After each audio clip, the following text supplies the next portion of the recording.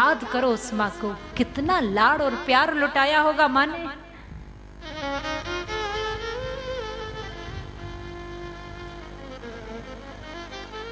इसलिए मैंने कहा हर बात को तुम भूलो भले, माँ बाप को मत भूलना।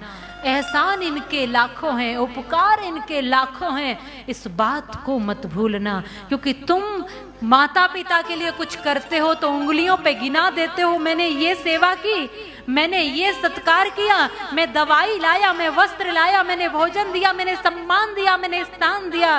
लेकिन माता पिता ने कभी नहीं गिनाया कि हमने क्या क्या किया तुम्हारे लिए। माता पिता कभी नहीं बोलते कि हमने अपना पेट काट कर तुझे पैदा किया। माता पिता नहीं बोलते कि अपने मुंह का निवाला तुझे दिया। माता पिता नहीं बोलते कि अपने खून से तुझे पैदा किया है। माता पिता नहीं बोलते कि अपने आंसू छुपा कर तुझे मुस्कुराहट दी है। माता पिता नहीं बोलते कि अपना दर्द भीतर दिल में दबा करके तुझे सत्कार दिया है। माता पिता नहीं बोलते,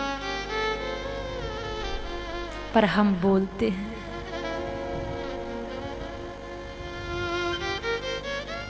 एक माता पिता का दिल एक ऐसा है, मुफ्त में कौन दुआ दिया करता है। इसलिए अगर इस दुनिया में आकर उऋण होना चाहते हो ऋण से, तो पहले माता पिता के ऋण से उऋण हो जाइए। हो तो नहीं सकते, कभी ऋण से उऋण नहीं हो सकते, कभी भी नहीं हो सकते। अपनी खाल को, अपने शरीर के चर्म को, इस खाल को भी निकाल कर उतार कर अगर जूती बनाकर माता पिता के पैरों में भी डाल दोगे तो भी माता पिता के ऋण से उऋण नहीं हुआ जा सकता। पर कम से कम उनको अपनी यादों में जीवित तो रखिए, अपने परिवार में स्थान तो दीजिए, उनका सम्मान तो कीजिए। उनको कुछ चाहिए भी नहीं, केवल प्रेम से आप दो मीठी वाणी बोल दो। वृद्धाश्रमों में मैं कई बार जाती हूँ, मैं पूछती हूँ माता पिता से, तुम्हारे संतान नहीं है क्या?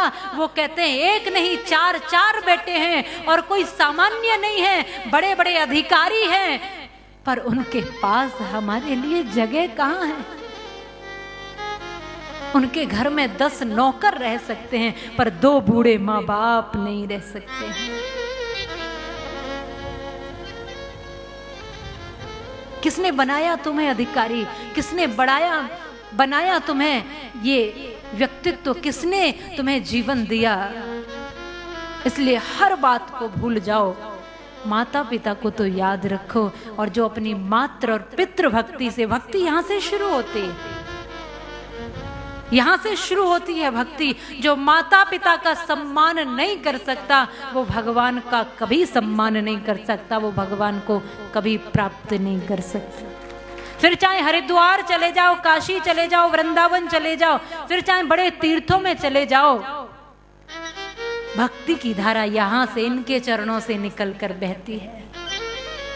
इसलिए बुजुर्गों का सम्मान करें। आज की ये महात्मा की कथा आप सबको सिखाती है